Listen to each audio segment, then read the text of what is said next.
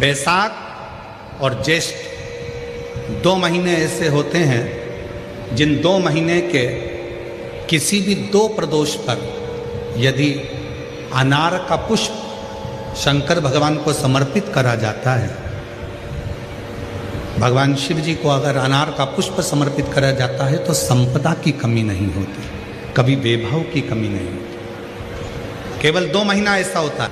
ये 2 महीने में कभी भी कोई सी भी 2 प्रदोष, किसी भी 2 प्रदोष को ले लो और उसमें अनार का फूल, जो अनार का फल लगता है उसमें फूल भी लगता है, अनार का यदि पुष्प, एक ही पुष्प यदि शंकर के शिवलिंग को समर्पित करा जाए तो कभी, हम तो यहाँ तक कहेंगे कि कोई बहुत छोटे से छोटा व्यक्ति है, भले हाथ गाड़ी चला रहा है, ठेला गाड़ी चला रहा है, रिक्शा चला रहा है, उसके पास धन नहीं है, बहुत कमज़ोर है, पैसा नहीं है, बहुत तकलीफ में है, बहुत दुखी है, तो हम तो उससे कहेंगे अनार का पुष्प यदि वो समर्पित कर देता है तो निश्चित है उसके घर में वैभव संपदा बढ़ना प्रारंभ हो जाती है, कार्य में उन्नति है। इस पूरे विश्व में, पूरे संसार सागर में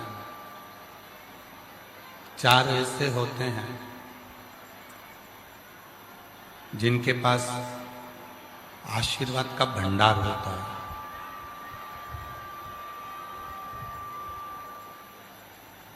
जैसे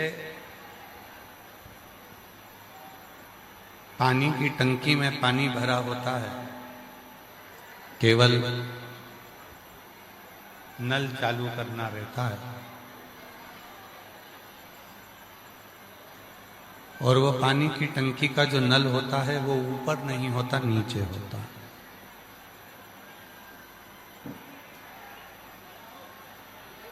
पानी की टंकी के नल को हमेशा लगाया जाता है तो नीचे लगाया जाता है। क्यों? ऊपर जितना पानी है वो टंकी के नीचे वाले नल से निकल गया।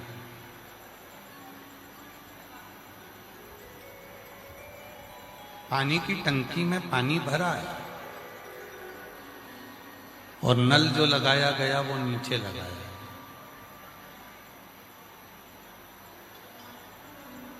जिससे टंकी में जितना भी पानी हो वो पूरा की पूरा पानी निकल जाए। पानी की टंकी में जितना भी पानी हो वो पूरा की पूरा निकल जाए, इसलिए नल को नीचे लगाया जाए। उसी तरह जैसे पानी की टंकी में पानी भरा होता है, नल को खोलकर उस पानी को जितना लेना है उतना ले सकते हैं। उसी तरह 4 इस संसार सागर में ऐसे हैं जिनके पास में आशीर्वाद का जल, आशीर्वाद का भंडार भरा हुआ होता है। पहले नंबर पर है मां, दूसरे नंबर पर है पिता, तीसरे नंबर पर है गुरु और चौथे नंबर पर है मेरे देव अधिदेव महादेव, मेरे ओघड़दानी, मेरे शंभु, मेरे त्रिकालदर्शी, मेरे कैलाशी, अविनाशी, मेरे शंकर। जैसे पानी की टंकी में पानी होता है उसी तरह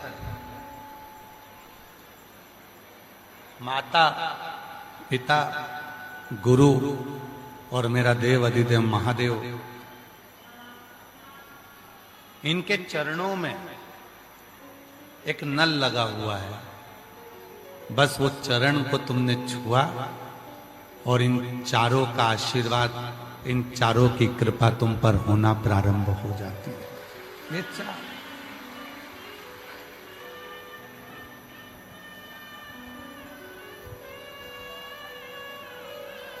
चरण छूने पर, चरणों का स्पर्श कर लेने पर, परशु महापुराण में एक बड़ी सुंदर बात कही गई है। माता के चरण छुओ, पिता के चरण छुओ, देवाधिदेव महादेव के चरण छुओ, पर गुरु के भी अगर चरण छूना है तो दूर से ही उनके चरणों का मात्र दर्शन कर कर अपने जीवन को कृतार्थ करो। गुरु चरण का केवल दर्शन ही हमारे संपूर्ण जीवन को सुख दे देता है।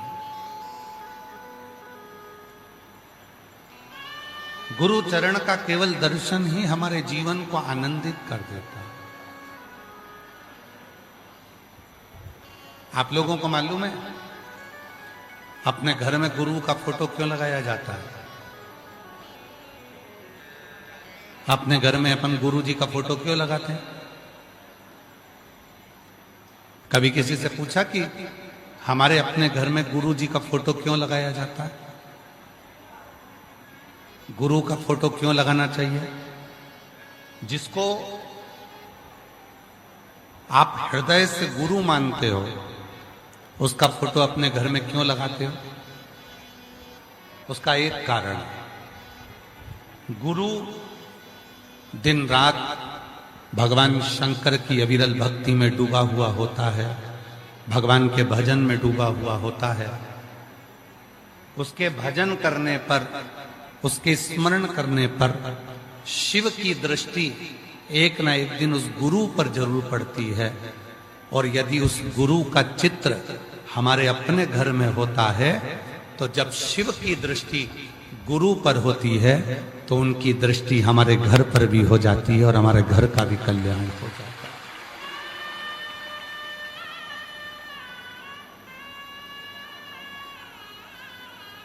माता, पिता, गुरु और मेरा देव अधिदेव महादेव,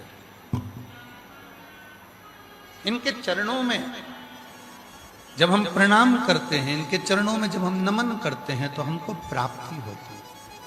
प्राप्ति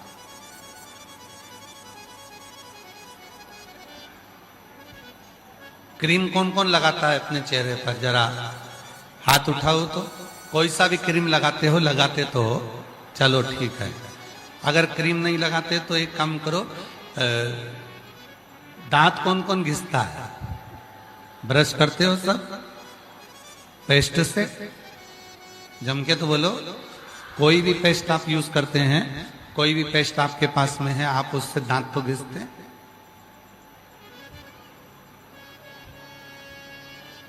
पहले दांत घिसने का इतना बड़ा डब्बा आता था, इतना बड़ा ढक्कन लगा रहता था, उसको खोला जाता था, निकाला जाता था, फिर उसको हाथ से घिस घिस के दांत घिस।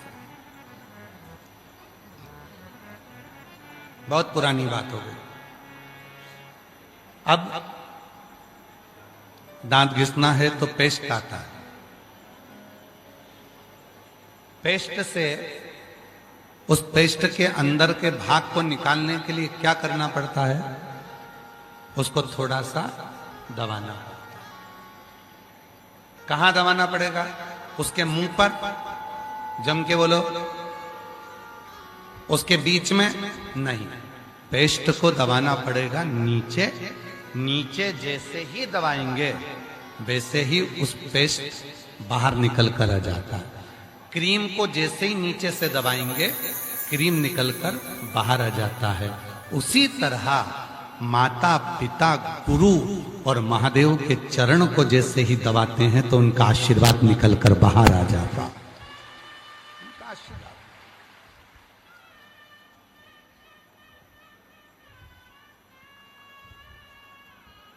हमने माता के चरण पकड़े, हमने पिता के चरण पकड़े, हमने गुरुजन के चरण का दर्शन किया और हमने महादेव के चरणों का स्मरण किया। स्पर्श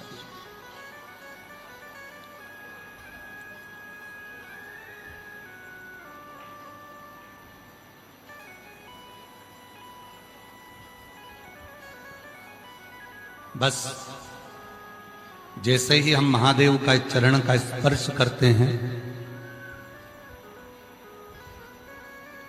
जैसे ही हम महादेव को नमन करते हैं वैसे ही उनका आशीर्वाद बरसना प्रारंभ हो जाता है, उनका आशीर्वाद कृपा बरसने लगती है।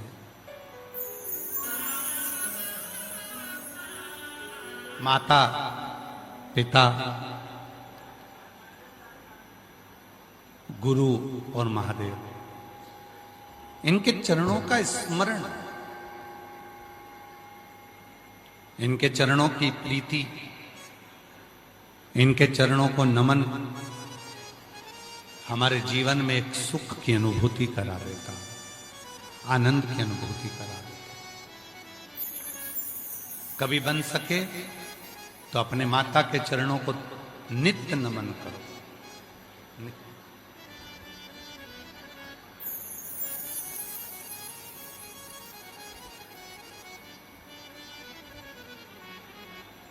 और देख लिया संसार हमने, देख लिया सब मतलब के यार हमने, देख लिया झूठे नाते झूठे रिश्ते, झूठे नाते